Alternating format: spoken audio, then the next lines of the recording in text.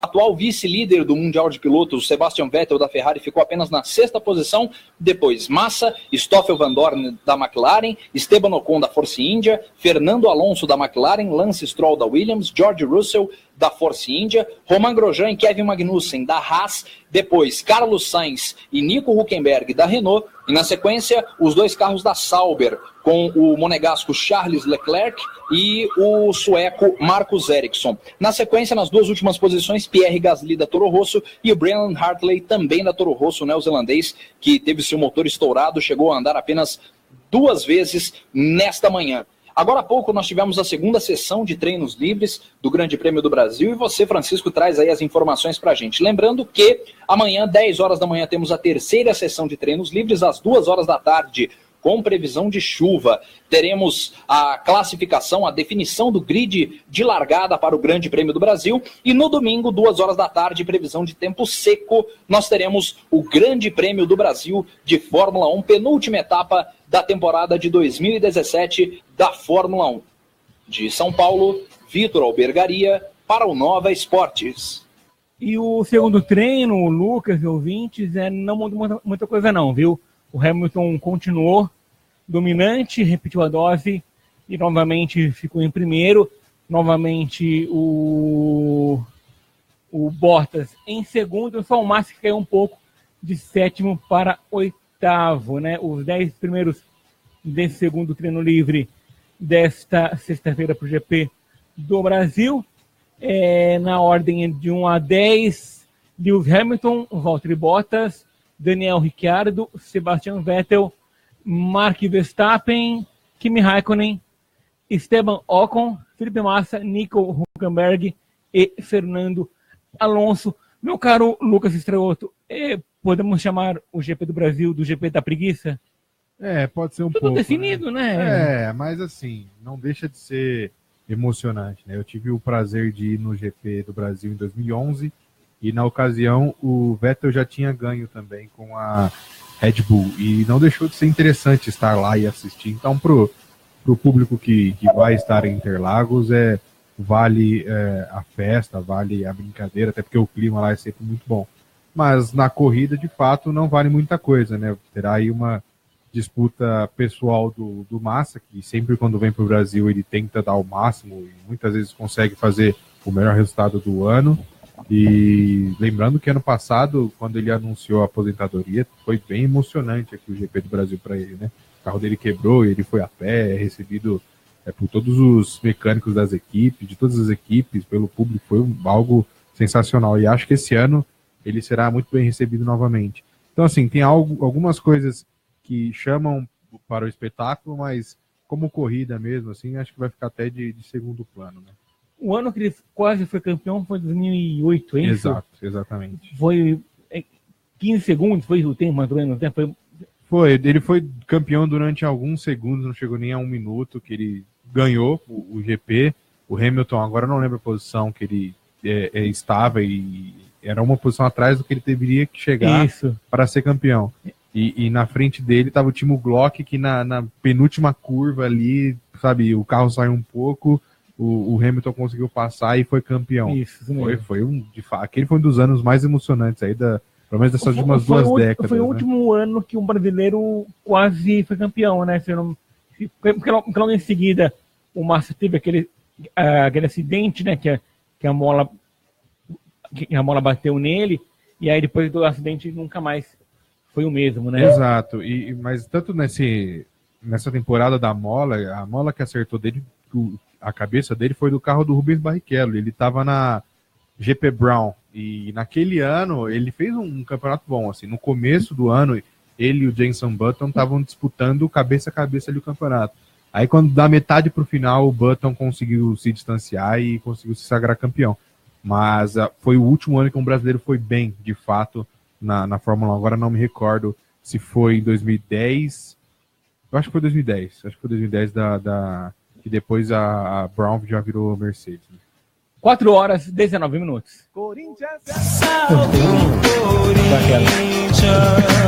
o campeão dos campeões.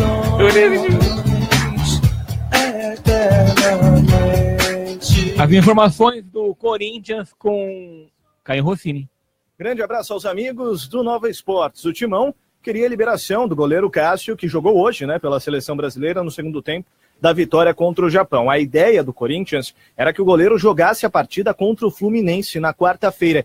E isso fica exatamente no passado da palavra era. A CBF respondeu com um enorme não à consulta informal feita pelo Timão. A alegação de Edu Gaspar, coordenador técnico da seleção brasileira, é que a proximidade da Copa do Mundo pede que a comissão técnica esteja bem próxima dos atletas o maior tempo possível. Além disso, liberar Cássio para o Corinthians poderia causar problemas com o Flamengo e Sport, que também cederam Diego e Diego Souza à seleção. A CBF diz que todos têm suas intenções no Campeonato Brasileiro. Enquanto a equipe do Corinthians briga pelo título, o Flamengo briga por uma vaga na Libertadores e o Sport contra o rebaixamento. Então, dessa forma, com esse não enorme da CBF ao pedido do Timão, Kaique França deve ter mais 2 oportunidades nos 2 próximos jogos do Timão. O primeiro amanhã contra a equipe do Avaí na Arena Corinthians. Para essa partida, aliás, a expectativa é de casa mais uma vez cheia. Até amanhã desta sexta-feira, 35 mil entradas foram comercializadas antecipadamente. E ainda temos alguns bilhetes à venda. A expectativa do clube é ultrapassar novamente a marca de 40 mil pagantes, como aconteceu na partida contra o Palmeiras. Os setores que ainda possuem entradas disponíveis são os mais caros. O Camarote Festa, R$ 370 sentado, 285 em pé. O local mais Arena, custando R$ 332,50, e o Oeste Inferior, R$ 250 inteiro, 125 meia entrada. Estes os valores para quem quiser acompanhar a partida contra a equipe do Avaí no próximo sábado, 7 horas da tarde, jogo esse que pode ser um passo importantíssimo para que o Corinthians garanta o título antecipadamente e matematicamente falando. Já pensando em 2018... o time continua procurando reforços, pensando em possibilidades para a próxima temporada. E sobre isso, o diretor Flávio Adalto deu entrevista ao canal Fox Sports, explicando a situação de Zeca e Reinaldo, os 2 laterais esquerdos que aparecem em especulações ligados ao time do Corinthians. Sobre Reinaldo, o dirigente disse que o São Paulo deve querer utilizar o atleta, mas confirmou que tem interesse caso realmente Guilherme Arana deixe o time. Já sobre Zeca, Adalto disse que a contratação pode acontecer, mas a diretoria trabalha com muita calma e não fará nenhuma proposta por ninguém antes do término do Brasileirão. Ou seja, Reinaldo e Zeca são sim opções. Fica agora a discussão de qual dos dois seria melhor. Com as informações do Corinthians, Caio Rossini para o Nova Esportes. O Lucas, independente do time, a CBF, nesse caso, está certa, né? Porque agora...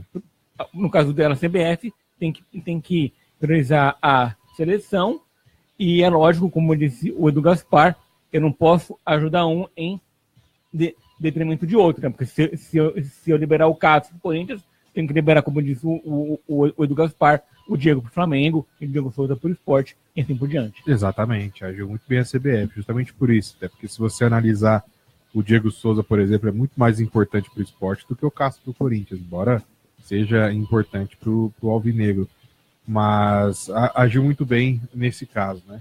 E o Corinthians aí já mexendo os pauzinhos para o próximo ano, porque tá aí com uma mão na taça, né? Convenhamos, dificilmente vai perder esse título, por mais que tenha aí desfalques nessas últimas rodadas e tudo mais, não vai contar com o Jô, não vai contar com o Cássio, nem o Walter. Mas em relação ao que foi dito pelo Rossini, que na lateral esquerda interessa Reinaldo e Zeca, sobre o Zeca, apesar de não estar jogando no Santos, não estar atuando nem nos treinamentos e tudo mais, ele ainda tem contrato, então assim, o Santos não vai liberar só porque sim, né? E o Corinthians nós sabemos que não tem dinheiro.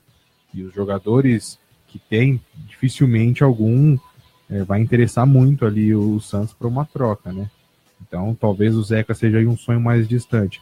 Agora, o Reinaldo já é algo interessante, porque o São Paulo também não é um time que está muito bem de dinheiro. Alguns jogadores ali do Corinthians talvez encaixem melhor no elenco do São Paulo. E na lateral esquerda ali tem o Júnior Tavares, tem ali algumas outras opções, já que o Reinaldo, com a torcida mesmo, já não tem muito prestígio, né? Foi vaiado. Vai falar mais sobre isso. Exato. Então, assim, é uma opção interessante, porque por todas as limitações financeiras que o Corinthians tem, e até pelo campeonato que o Reinaldo vem fazendo, que vem sendo bem regular e vem sendo muito importante para a Chapecoense. 4h25. Palmeiras. As informações do Palmeiras. Foco no G4, foco no G1. Se bobear, nem o G4. As informações com Fernando Camargo. Fala, meus amigos, boa tarde a todos. Hora de falar do Verdão. Verdão que ontem desembarcou do Aeroporto Internacional de São Paulo. Olhe, com confusão. Depois da derrota para a equipe do Vitória, quarta-feira no Barradão, o torcedor palmeirense perdeu a paciência com o Egídio, lateral esquerdo da equipe, e ontem um torcedor foi além. Criticou, xingou o jogador que não gostou da atitude, né? Respondeu ao torcedor do Palmeiras e acabou pedindo desculpas pela situação. Vamos ouvi-lo. O cidadão vinha me xingar a minha mãe, que nem se encontra mais entre nós, e ali eu, como ser humano, eu retruquei numa situação muito desagradável, onde que até me chateou, mas eu quero deixar aqui bem claro ao torcedor palmeirense, que eu tenho o maior respeito por ele, onde eu ganhei 2 grandes títulos aqui na minha carreira, Copa do Brasil e Brasileirão, e que eu tô junto com vocês e que vamos lutar até o fim.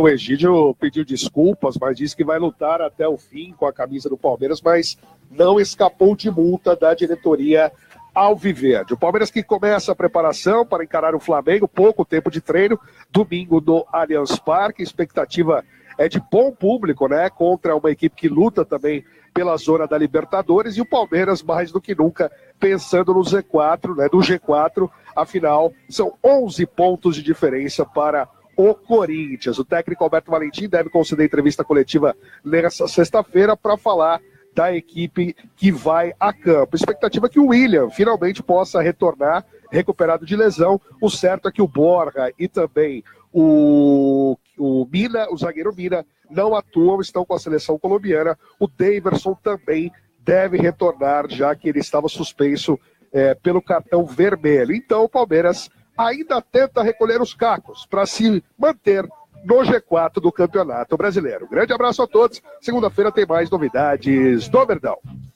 E quem também falou que realmente o título não dá mais e a briga é por Libertadores foi o técnico Alberto Valentim. O Palmeiras luta para ir para Libertadores. Nós temos que ser muito realistas, como fomos sempre. E a gente tem um adversário que tá aí em cima na tabela também, e a gente precisa reagir rapidamente. Título, a gente não precisa falar aqui, a gente não vai procurar mais o título, que ficou muito distante. A gente precisa procurar classificar melhor possível para Libertadores ano que vem. Tá certo, né? Na verdade, né, de repente se criou essa expectativa e tal, mas na verdade sempre foi difícil, né, Lucas? Sempre foi, mas se parar para analisar que na segunda-feira da semana passada, antes do jogo contra o Cruzeiro, o Palmeiras só dependia dele para ser campeão. Isso significa muita coisa, né? Mas assim, o Palmeiras não perdeu o título nessas rodadas. Ele perdeu o título ao longo do campeonato inteiro, sabe? Perdeu muitos pontos bobos com o Cuca e, enfim, é isso, assim. Não muitos adianta... jogos em casa. Exato. Chapecoense, tropeçou muito ao longo desse campeonato. Então não adianta chorar agora por esses jogos. Mas também esse jogo contra o Cruzeiro, o jogo contra o Corinthians, eles têm uma simbologia, né? Mostra que ao longo do ano esse time do Palmeiras não consegue ser competitivo nas horas mais cruciais, né? E essa hora que o título só dependia de si, o Palmeiras não conseguiu fazer por merecer. Então acho que isso... 4 jogos no ano importantíssimos, o Palmeiras não entrou em campo no primeiro tempo e tomou 3 gols. Ponte Preta no Paulista, sim. Cruzeiro, Copa do Brasil, Corinthians, Brasileiro agora, e agora contra o Vitória também. Tinha uma chance remota, não podia brigar, e tomou 3 gols também. Exato, e se não usarmos só o fator de 3 gols e usarmos como jogou mal na hora que não podia, a gente pode usar o primeiro jogo contra o Barcelona de Guayaquil na Libertadores, né? Que no jogo de lá parecia um time morto em campo, tomou um gol meio que sem querer e tal. Mas enfim, a diretoria precisa observar bem tudo isso que está acontecendo e não só entregar um cheque em branco na mão do Matos e falar para ele contratar quem ele quiser. Tem que olhar bem esse elenco, definir quem vai ficar, quem vai sair, quem vai ser usado de volta de empréstimo, de subida da base, enfim, tem que dar uma olhada melhor aí, porque dá para fazer um time muito melhor, né? E agora, só para comentar sobre o caso do Egídio, eu acho que a diretoria foi um tanto quanto rigorosa ali. Ela acho que só puniu o Egídio porque foi filmado ali, ele retrucando o torcedor. Porque, convenhamos, como o Fernando Camargo disse, um torcedor vai lá no aeroporto receber, fica xingando o cara, fica falando coisas do tipo, oh, você não joga nada, não sei o que lá. Cara, ele não tem sangue de barata, ele só mandou o cara tomar um suquinho de caju ali e foi, né? Então, assim, não vejo nada demais. Se eu fosse o Egídio, faria a mesma coisa. E acho que a diretoria só deu uma punição para a torcida aí achar que não é nada contra ela, e também porque sabe que o jogador já nem fica para o ano que vem. Agradecer o carinho da audiência do Elias Estraioto, que é seu parente. Meu tio. O tio do... Grande abraço. Valeu, Elias. Obrigado pela audiência, pelo carinho da audiência. Também ao Alessandro Belcor, que faz um convite aqui para os ouvintes, né, também para a gente. Amanhã haverá o primeiro torneio de ginástica artística de Osasco, organizado pela APGO, Associação de Pais das Ginastas de Osasco. Ô, Alessandro, se você tiver alguma coisa a ver com essa associação, vem aqui um dia falar sobre isso, já que o poder público não faz nada pelo esporte, os pais, né, se juntam e estão fazendo alguma coisa, né? Ou, de repente, eu posso estar falando besteira, de repente tem apoio, sim, do poder público, não sei, mas daí você vem aqui e conta pra gente. Vai ser no ginásio Ayrton Senna, no Bela Vista. 300 crianças estão inscritas. Bacana, bacana. É sempre bom ver a criançada praticando esporte, porque se não formar um esportista, pelo menos formará um cidadão, uma cidadã. Também obrigado pelo carinho da audiência para Antônia e Hilda. Obrigado, Antônia, pela audiência. Meu caro Ayrton de Andrade, podemos seguir sem comercial? Podemos? Então vamos embora. 4h32. Brasil! O atacante Neymar fez um gol de pênalti com a ajuda de árbitro de vídeo, VAR, na sigla em inglês. Perdeu outra cobrança e levou cartão amarelo também após a consulta à tecnologia na vitória por 3-1 sobre o Japão em Lille nesta sexta-feira. Porém, ao participar da entrevista coletiva após o jogo, ele revelou algo que o incomoda bastante: as notícias sobre problemas no Paris Saint-Germain, principalmente envolvendo sua relação com o atacante Cavani e com o técnico Unai Emery. Fala, Neymar. Sobre meus últimos anos em Paris, de números, são perfeitos.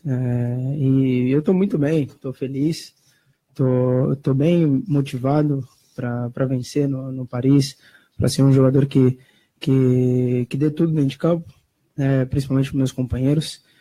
E sim, é um fato que vem me incomodando muito, né? Porque estão inventando um monte de histórias, né, no qual não é verdade, né? Não tenho nenhum problema com Cavani, não tenho nenhum problema com o meu treinador, né? Muito pelo contrário, eu vim com o aval dele para o Paris, né? E logo quando eu cheguei, tivemos uma reunião e ele me falou tudo, que ia me ajudar dentro de campo, ia me ajudar a vencer os objetivos que nós temos, né? Porque não é só para mim, é para o clube, para o nosso grupo. E eu quero que desde já parem por aqui, né, de inventar a história que eu tenho um problema com o meu treinador. Muito pelo contrário. Eu vim para ajudá-lo, né, ajudar meus companheiros a ser feliz. O que eu quero é ser feliz. Eu não quero incômodo de ninguém. Eu não vim para incomodar ninguém, para arrumar confusão. Muito pelo contrário, eu vim para ajudar, para somar, né, sei da minha importância para a equipe, né, sei do meu papel dentro de campo, né, faço as coisas que o meu treinador me manda.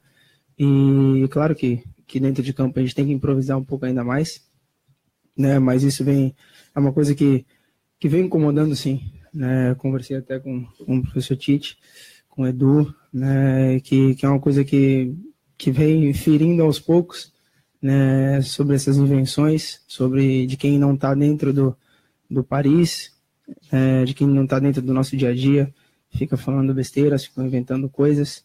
E isso acaba incomodando, né? Então eu peço para que parem, né, que sejam corretos. E agora vocês estão vendo na minha boca que não tem nada demais. 4 horas e 35 minutos. Após se defender das críticas e antes de encerrar sua participação na coletiva de imprensa, Neymar viu o técnico Tite pedir a palavra para sair em sua defesa. Permite fazer uma colocação com o Neymar na minha frente. Eu estou nós estamos 1 ano e meio trabalhando juntos. Nós nos enfrentamos muito forte em equipes, adversários, e sempre fomos muito leais na busca do vencer, do desempenho. E as pessoas falavam assim, pô, o Tite com o Neymar tem problemas. Eu cansei de ouvir isso daí. Nós cansamos, Jair.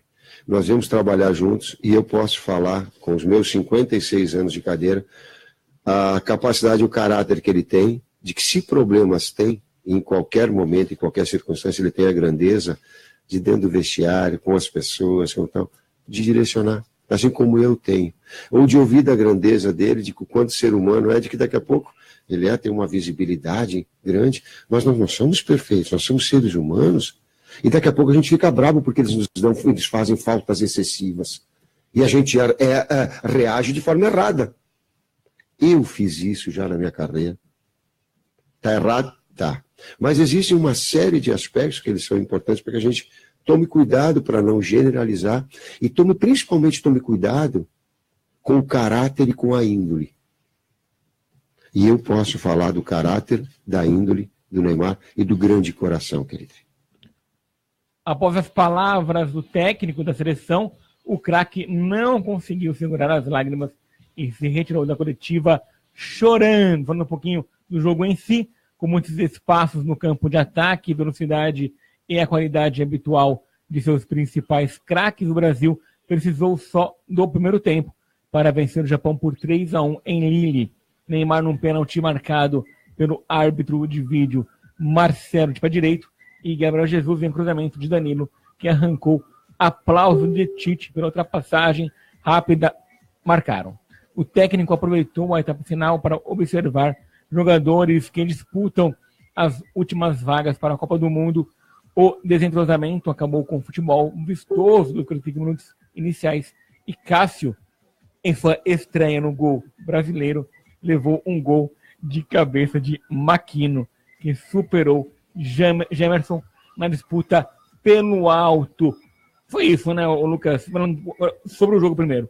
Primeiro tempo, time titular, né, superior, bem absoluto. Segundo tempo, claro, com testes aí para o gente observar. E nesses testes, você viu o jogo? Sim. Quem que você acha que deu um passo, 2 passos para a Copa e quem, de repente, ficou no lugar ou até recuou um pouquinho nessa briga? Quem eu acho que deu uma avançada na vaga para a Copa, acho que foi o Danilo, lateral direito, jogou bem. Ele tem uma capacidade defensiva muito boa, ele é muito forte, ele é alto, então assim, é um cara que para o jogo aéreo defensivo é muito bom e tem ultrapassagens excelentes, tanto que ele foi crucial lá no terceiro gol, na movimentação e no cruzamento com o Gabriel Jesus. Eu achei uma partida ok do Gemerson, acho que de nomes e de temporada, por tudo que tá vivendo, eu acho que ele é sim essa quarta opção, quarto melhor zagueiro que nós temos. Acho que foi um jogo ok, assim, nada de excelente, mas nada de ruim, tanto que no gol do Japão, que a disputa do atacante japonês é com ele tem a camisa ali puxada e tal, então acho que é até um lance discutível. E eu achei interessante também a partida do Juliano, jogando ali no lugar do Renato Augusto, jogando como um meia de ligação ali, fazendo às vezes um pouco de Paulinho, mas não entrando tanto na área. Mas ele jogou bem, ele não comprometeu e apareceu nas trocas de passe, que são muito rápidas quando o time titular está em campo, como o Neymar e o Gabriel Jesus se conhecem, é impressionante a sintonia que eles têm dentro de campo. E o Juliano participou bem disso, ele não comprometeu em momento algum. Agora, substituições que aconteceram no segundo tempo, que ainda não dá para entender porque estão na seleção. Tyson, acho que ele tinha a chance de ouro, porque o Japão é tecnicamente muito fraco, assim, taticamente é um bom time, ele é arrumado, os jogadores são bem disciplinados e tudo mais, mas tecnicamente eles são ruins, né? Não tem como discutir. Você pega um jogador de ponta, habilidoso, né, na teoria, rápido, e que poderia fazer uma bagunça ali na linha de fundo, ele pegava a bola e se desfazia rápido e tal, não apareceu. E o Diego Souza, que, sabe, você vê ele em campo ali, você vê que destoa o ritmo dele de jogar com todos os outros, todo mundo tem um futebol mais rápido, mais dinâmico, e o Diego Souza é aquela coisa mais cadenciada, mas assim... Passou o tempo, né? Já deu, né? Já o deu. Diego Souza já viveu, acho que o ápice dele há praticamente 10 anos atrás, né? Quando ele jogava no Grêmio, depois foi o Palmeiras e tudo mais.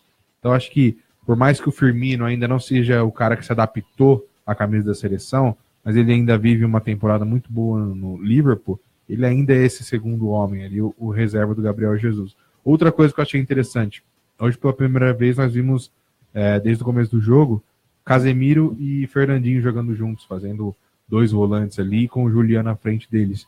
E funcionou bem, porque o Casemiro e o Fernandinho marcam muito bem, mas eles sabem sair jogando. Eles têm boa saída de bola, o Fernandinho tem um passe médio, um passe longo excelente, então os lançamentos dele têm uma precisão incrível. Então, para um time que, considerando um time titular, você tem 2 pontas que atacam muito, que é Neymar e Felipe Coutinho, e 2 laterais também que apoiam bastante, que é o Marcelo e o Daniel Alves, talvez ter 2 volantes um pouco mais carregadores de piano, digamos assim, seja interessante para algumas circunstâncias. Então, acho que valeu o teste. Mas, como você disse, no primeiro tempo, a seleção no nível que a gente está acostumado a ver, jogando muito bem e tudo mais, e no segundo, com as alterações, estando sem ritmo e tudo mais. O Cássio ali também acho que deu uma falhada no gol. Cássio, sabe com o que rima, Júnior? Cássio rima com Horácio. Cássio e Horácio. Que é o personagem favorito do Maurício de Souza, o dinossauro do braço curtinho, enfim. Veio a calhar essa rima aí, porque o Cássio poderia ter ido com a mão um pouco mais esticada ali, com mais vontade, que dava para defender aquela bola. Mas vai pra Copa, né? Vai. Acho que...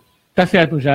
Alisson, Ederson e Cássio. Né? Sim, eu acho que o máximo que pode acontecer é que o Ederson tá muito bem no Manchester, né? Acho que a única coisa que pode acontecer é o Ederson tomar a titularidade do Alisson. Acho difícil pelas convicções do Tite, mas tá jogando muito bem. E o Cássio como terceiro goleiro, acho que tá ok. Não vai chegar a jogar, né? Mas foi isso, foi um jogo bom. Agora, só uma crítica aí ao nosso glorioso Neymar. Por favor. Ele aprendeu a bater falta. A gente tá vendo que desde a época de Barcelona ele treina bastante e tudo mais, ele tá conseguindo se aprimorar nisso. Só que parece que pênalti ele não anda treinando muito não, viu? Porque fez o primeiro pênalti ali, mas parece que ele se importa muito mais do jeito que ele vai correr para a bola de como ele bate, né? Porque um jogador do tamanho dele tem que ser aquele cara que não erra, tem que ser um Henrique ceifador da vida, hein? Não pode errar pênalti, Neymar. 4 horas e 42 minutos. O Rio de Janeiro continua lindo. Futebol carioca. O Rio de Janeiro. O meia Montijo afirmou que voltará a jogar em janeiro de 2018, depois de anunciar a aposentadoria no fim de junho deste ano. O argentino anunciou em uma rede social que vai retornar aos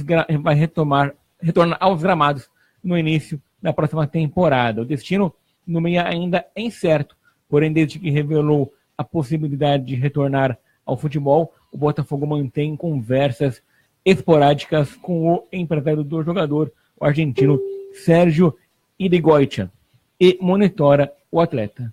Quando se aposentou, o argentino ficou apalavrado com o clube que retornaria ao alvinegro caso voltasse a jogar. Uma boa, né? Montijo, que é um bom jogador, se conseguir, se a condição física dele for boa, né? Ele voltar, e bom também se voltar ao Botafogo, já que tiveram uma boa relação, né, Lucas? Exatamente. Ele tem qualidade, já mostrou ser um jogador, aqueles que resolvem, que são diferentes e tudo mais. Mas como você disse, a situação clínica dele tem que permitir. Ele se aposentou precocemente justamente por isso, porque ele falou, não aguento mais sentir dor e tudo mais, tá difícil para treinar, para jogar. E é complicado, né? Porque se isso estava acontecendo esse ano, por que ano que vem vai ser diferente? A não ser que ele tenha arrumado alguma cura, alguma coisa assim, as coisas não devem mudar.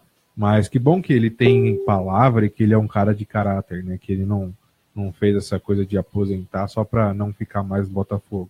E se apalavrar, e ele cairia hoje como uma luva, né? Porque quando ele veio, o Botafogo tinha o Camilo. E aí eles ficavam nessa disputa de posição e tudo mais. Saiu até meio que um desentendimento dentro de campo, assim, né? Os dois não conseguiam render juntos. E hoje ele cairia com uma luva desde que clinicamente estivesse 100%. Agradecer a audiência aqui do José Vatan, direto lá da Bahia. Obrigado, José, pela audiência. E também da irmã do Lucas, que está sempre aqui nos acompanhando, a Érica Estraiota, sua irmã, certo? Exato. Acertei. O pedido de defesa de Guerreiro para tentar interromper a suspensão preventiva de 30 dias foi negado pela FIFA nesta sexta-feira. Com isso, o atacante segue sem poder atuar por sua seleção e também pelo Flamengo no restante da temporada. Quanto perde o Flamengo sem o Guerreiro para esse fim de temporada? E, principalmente, quanto perde a seleção do Peru sem o Guerreiro? A seleção do Peru perde mais, né? Porque o Guerreiro talvez aí seja o quê? O maior jogador da história do Peru. E assim, o que pesa a favor da seleção peruana é que vai enfrentar a Nova Zelândia, que também é uma seleção fraca, assim, ela tem suas limitações e tudo mais. Então, sem o Guerreiro, mesmo sem o Guerreiro, a seleção peruana ainda pode conseguir se classificar para a Copa do Mundo. Para o Flamengo, ele tem toda uma representatividade, ele é muito bom jogador e tudo mais, mas em questão de gols, ele fez 6 só, né, nesse Campeonato Brasileiro. E 3 foram no mesmo jogo contra a Chapecoense. Então, assim, faz tempo que ele não marca, faz tempo que ele não contribui ativamente para o time. Mas ele é melhor que qualquer atacante que o Flamengo tenha, né? Ele ajuda puxando marcação, abrindo o jogo e tal. Ele é um cara inteligente, é aquele atacante completo ali. Então, assim, ele vai fazer falta. Mas vamos ver como é que vai ser esse julgamento, porque ele jura aí de pé juntos que foi um engano, né? Que ele foi tomar um chá lá não sei se no Peru, ou em algum país sul-americano aí, durante as eliminatórias, que colocaram um pouco de folha de coca lá e por isso teve mesmo essa uma substância, alteração. mesmo o caso do Zete lá em 93. Tem que estudar, porque se de fato foi isso, ele não merece ser punido por tanto tempo assim. A eleição do Vasco teve data para começar, mas a data para acabar ainda parece longe. Localizados pela reportagem no Globo Esporte, 2 sócios que votaram na Unar 7 abriram o jogo. Um dos sócios disse que não pisou em São Januário desde março deste ano. Ambos afirmam nunca ter pago nada por questões de segurança, pedindo para não serem identificados. Que imbróglio, hein?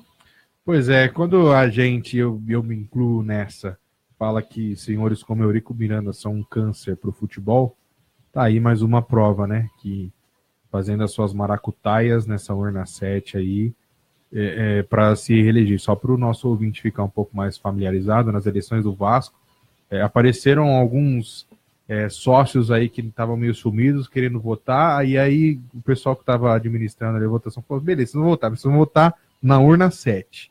E assim, todas as outras urnas, a votação entre o Eurico e o outro candidato, que eu não vou me lembrar o nome, foi muito parelha, foi ali de 55 a 45, 50 a 50, 60 a 40, foi muito parelho. E na urna 7 foi 90 a 10 para o Eurico Miranda. Então assim, você já vê que tem aquela destoada ali, né? Você já vê que tem algo ali. Então foi parar na justiça e que se for comprovado de fato que tem maracutaia aí do seu Eurico Miranda, que ele responda judicialmente, que ele fique afastado do Vasco, porque pessoas assim não merecem o respeito do torcedor, porque o Vasco é uma instituição muito séria, com muita história e merece ser respeitado. Fernando Horta é o nome do Exatamente. Candidato. Os problemas financeiros continuam nas Laranjeiras. Na última quarta-feira, quinto dia 8 de novembro, o Fluminense completou 2 meses de salários atrasados em carteira CLT. O grupo trabalha agora em uma operação financeira, empréstimo ou adiantamento de valores que tem a receber para resolver o problema. Há atraso também nos direitos de imagem. Fluminense que briga, né? Tá numa posição meio de tabela, né? Brigando por... Vamos só ver aqui o Fluminense. Ele tá na zona da confusão, zona né? da confusão, Naquela né? que tá alguns pontos da zona de rebaixamento. Se perde, cai, né? Se ganha, pode subir. Tá em 12º com 43 pontos. E salário atrasado sem problema, né, Lucas? Ah, com certeza. O Fluminense, depois que a Unimed saiu, ele vive aí em maus lençóis até conseguir se colocar nos trilhos novamente. Pode levar alguns anos. Tanto que esse ano é um dos anos que mais se apostou em garotos da base, né? E justamente por isso.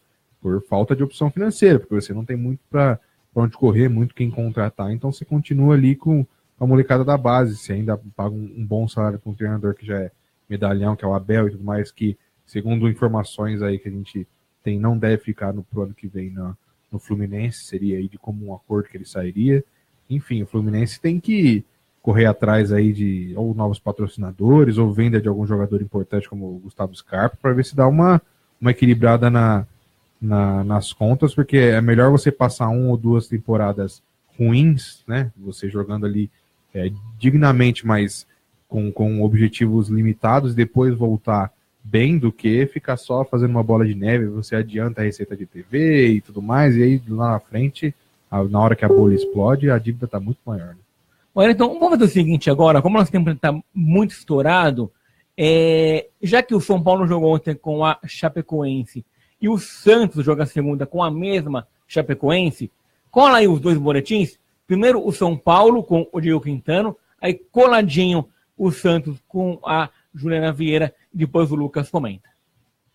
São Paulo, salve o tricolor paulista. Boa tarde, amigo ligado no Nova Esportes. Vamos destacar o São Paulo, que empatou em 2-2 com a Chapecoense ontem à noite no estádio do Pacaembu e agora caiu para a 11ª posição do Campeonato Brasileiro com 44 pontos. O time do Morumbi jogou mal o primeiro tempo, saiu perdendo por 2-0, gols de Wellington Paulista e Reinaldo que foi muito vaiado pela torcida São Paulina, mas colocou-se à disposição a voltar à equipe do São Paulo no ano que vem. O tricolor conseguiu chegar ao empate na segunda etapa. O primeiro gol foi de Gilberto, uma jogada estranha. O goleiro da equipe de Chapecó reclamou de falta, mas foi gol do atacante São Paulino, que deve se despedir nesta temporada. E o gol de empate do zagueiro Arboleda. São Paulo agora volta a campo contra o Grêmio no próximo domingo, lá em Porto Alegre. Para esta partida, o tricolor não vai contar com o Cueva e também o Militão, que está machucado. E o técnico Dorival Júnior fez uma análise da partida contra a Chapecoense. E nós sabíamos que teríamos um jogo bem difícil, complicado e pesado, assim como foi. Mas eu acho que o São Paulo mostrou muito mais coisas positivas do que negativas. E mesmo com a impaciência em termos acontecida na primeira etapa, teve ao contrário no segundo tempo uma paciência muito grande, teve o ímpeto de querer buscar, e eu só tenho que valorizar o que os jogadores fizeram dentro de campo. Aí está a palavra do técnico Dorival Júnior. O São Paulo, que vai contratar o lateral esquerdo Edmar em definitivo, vai pagar R$400 mil à equipe do Cruzeiro. Com isso, o tricolor já tem o primeiro reforço. Não é um reforço, é a renovação do contrato do jogador que estava em empréstimo junto à Raposa. São Paulo, que vai enfrentar o tricolor gaúcho no próximo domingo, vem com Sidão no gol, a defesa com Araruna, Rodrigo Caio, Arboleda e Edmar, o meio-campo com Petros, Jusilei e Hernanes, e mais à frente, Shailon ou Lucas Fernandes, Marcos Guilherme e Lucas Prato. Com informações do tricolor mais querido do Brasil, Diego Quintano para o Nova Esportes.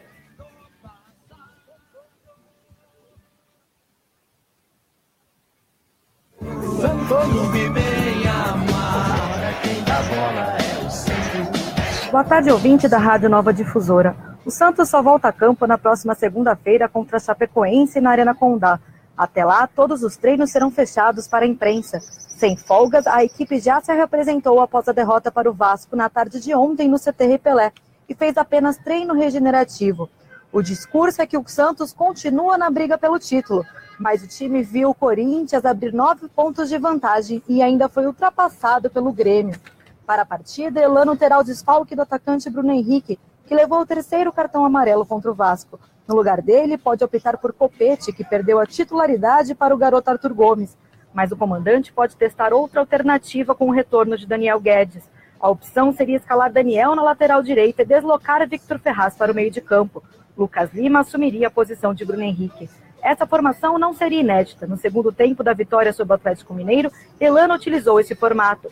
A equipe fará mais 2 treinos antes da partida com o time catarinense e segue para Chapecó no domingo à tarde. Com informações do Santos, Juliana Vieira para o Nova Esportes. Tá aí. São Paulo, que ontem saiu perdendo por 2-0, reagiu e empatou.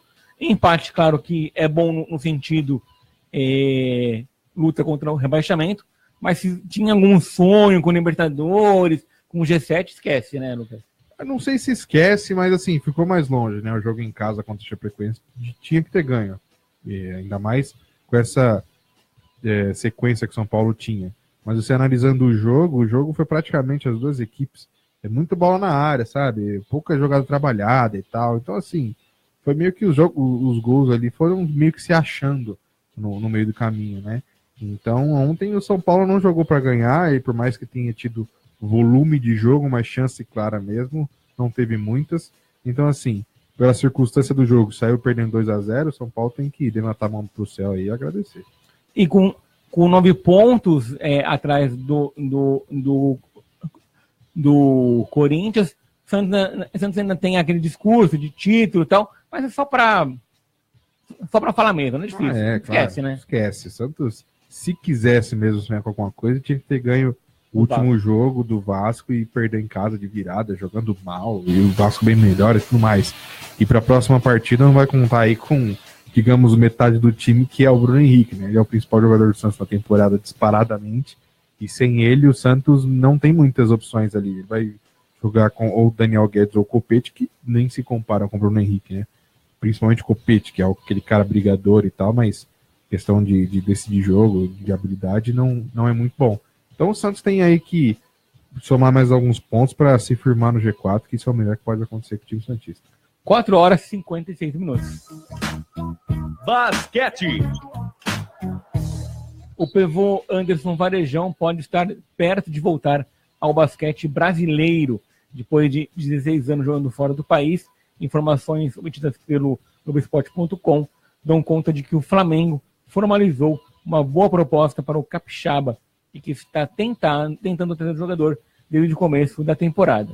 A relação esquentou, mas o atleta ainda não bateu o martelo sobre retornar ao país e vestir a camisa do rubro-negro ou aguardar outras ofertas da NBA.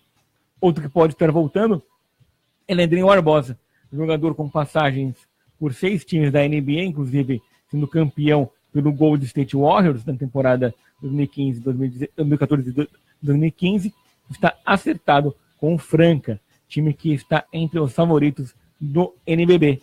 A informação é de Renatinho, ex-árbitro de basquete e hoje comentarista do Sport TV. Se concretizado, né, Anderson Varejão no Flamengo e Leandrinho no Bauru, ok, já são jogadores veteranos, né, 36 anos, 34 anos. Mas o que ganha o basquete brasileiro em competitividade com esses dois atletas aqui? Eu acho que muito, né? Eles ficaram muito tempo na NBA, o que é algo extremamente significativo. Como você disse, o Varejão, o Leandrinho foi campeão no Warriors, mas na temporada anterior do Leandrinho, o Varejão já tinha jogado no Warriors e tudo mais. Então, assim, eles têm uma representatividade pro basquete mundial, digamos até, muito, muito boa. E vir pro Brasil só engrandece mais a liga. Nós vemos jogadores experientes como o Alex, o Bravo, no Bauru, que ainda rende muito bem, né? Então acho que pro nível do basquete nacional só tende a ganhar, né? Vamos ver se os dois... E eles devem vir comprometidos, não tem como não, né? Quando eles saíram do Brasil, o nível do basquete brasileiro, da Liga Brasileira era uma, e agora com o NBB, esse novo projeto e tudo mais, que já vem há alguns anos aí se concretizando, é outro, né? Então eles devem vir com muito gás aí para gastar. Lucas, obrigado. Eu que agradeço, Júnior, muito obrigado a você e a toda a audiência de todos que estiveram nos ouvindo. Um abraço e bom final de semana a todos. A apresentação foi minha, Francisco Rossi Júnior, comentário Lucas Estraioto, equipe de reportagens do Nova Esportes, na mesa de som o nosso querido Wellington de Andrade, central técnica Miguel Jacques, a produção também é minha, coordenação de esportes do Gomão Ribeiro, direção geral Francisco Rossi. Fique agora com o programa Oliveira Júnior, desculpa Oliveira, por ocupar um pouco o seu espaço, e até segunda, se Deus quiser. Tchau, tchau. Dentro das 4 linhas, das 4 quadras ou dos campos, o Nova Esporte marca a presença. Só esportes. Nova Difusora AM. Ouça todos os sábados, do meio-dia às 14 horas, aqui na Rádio Nova Difusora. Programa Marcos Alemão e Amigos. Ligue, participe. Muita música, notícia, informação e prêmio. Programa Marcos Alemão e Amigos. Vida de aposentada, vida calma, que nada. Vai no banco pra você ver só, é tudo complicado. Muda de banco que você muda de vida, comadre.